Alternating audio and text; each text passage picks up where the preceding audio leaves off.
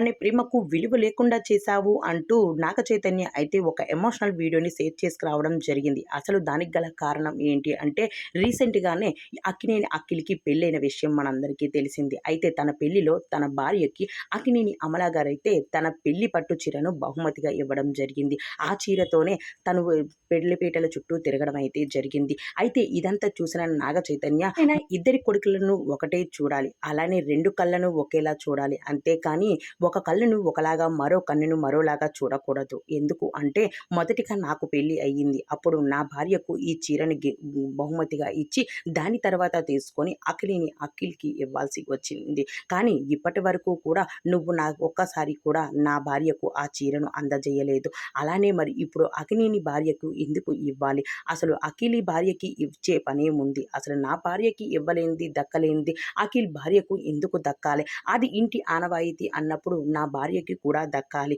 అయితే నా భార్యకి దక్కలేదు. ఈరోజు నువ్వు నీ కొడుకుకి ఇచ్చుకున్నావు. అంటే నీ చిన్న కొడుకు అంటే నీకు ముద్దే కదా! అసలు నేనే నీ కొడుకుని కదా! అంటూ చాలా ఎమోషనల్ అవుతూ కన్నీరు పెట్టుకుంటున్నారు. అయితే నా తండ్రి ప్రేమను కూడా నాకు దూరం చేశారు. ఆ రోజు నా తల్లి నీ ప్రేమకు నేను ఫిదా అయిపోయి నేనెంతో ప్రేమించిన నా సమంతను కూడా నా తల్లి ప్రేమ కోసం వదిలేసుకున్నాను అంటూ ఎమోషనల్ అవుతూ కన్నీరు పెట్టుకొచ్చేశారు నాగార్జున గారు.